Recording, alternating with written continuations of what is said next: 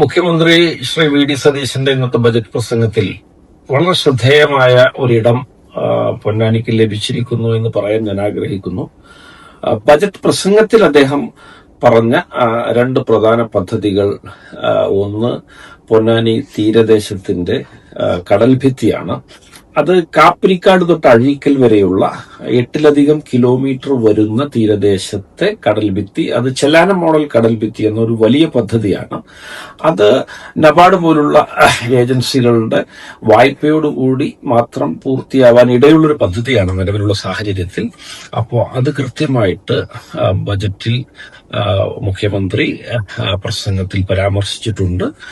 3 കോടി രൂപ ടോക്കൺ കടൽഭിത്തിക്ക് അനുവദിക്കുകയും ബാക്കി തുക നബാർഡിൽ നിന്ന് സമാഹരിക്കുമെന്ന് വ്യക്തമായിട്ട് പറയുകയും ചെയ്തു. തീർച്ചയായിട്ടും നമുക്ക് ആ വലിയ പദ്ധതി, അത് ശതകോടികളുടെ പദ്ധതിയാണ്, അത് നമുക്ക് പൂർത്തിയാകാനുള്ള ഒരു മാർഗം തെളിഞ്ഞിരിക്കുന്നു. തീർച്ചയായിട്ടും ഇതുപോലെ അവിശ്രമം ആ പദ്ധതി പൂർത്തിയാക്കാനുള്ള പ്രവർത്തനങ്ങളുമായിട്ട് അടുത്ത നാളുകളിൽ നമുക്ക് എല്ലാവർക്കും മുന്നോട്ട് പോകേണ്ടതുണ്ട്.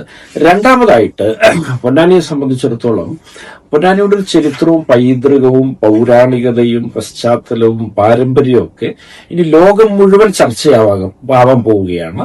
ആ പദ്ധതിയാണ് മലബാർ തിണ്ടീസ് കൾച്ചറൽ ബിനാലെ എന്ന് പദ്ധതി. അത് പൊന്നാനിയിൽ നടക്കുകയാണ്.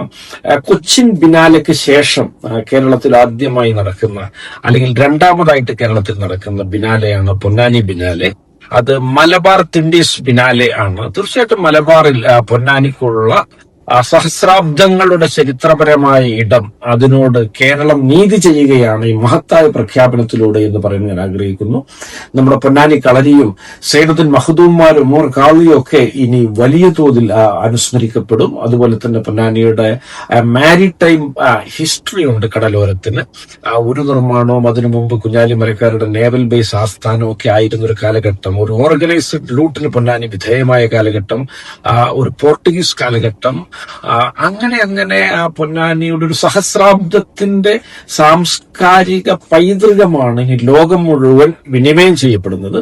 അത്തരത്തിലൊരു ബിനാലെ ആണ് പൊന്നാനിക്ക് വേണ്ടി ഔദ്യോഗികമായിട്ട് സർക്കാർ പ്രഖ്യാപിച്ചിട്ടുള്ളത്. തീർച്ചയായിട്ടും ആദ്യ ബിനാലെ നമുക്ക് മാസങ്ങൾക്കുള്ളിൽ നടത്തിയെടുക്കേണ്ടതുണ്ട്. ഇത്തരം കാര്യങ്ങൾക്ക് നിങ്ങളുടെ മുഴുവൻ ആളുകളുടെയും സഹകരണം ഞാൻ അഭ്യർത്ഥിക്കുകയാണ്. നമുക്ക് രാഷ്ട്രീയ ഭേദമന്യേ, ജാതിമത ഭേദമന്യേ പൊന്നാനിയൻ കൾച്ചർ ഉയർത്തിപ്പിടിച്ചുകൊണ്ട് ഇതിനെയൊക്കെ സമീപിച്ച് യാഥാർത്ഥ്യമാക്കേണ്ടതുണ്ട്.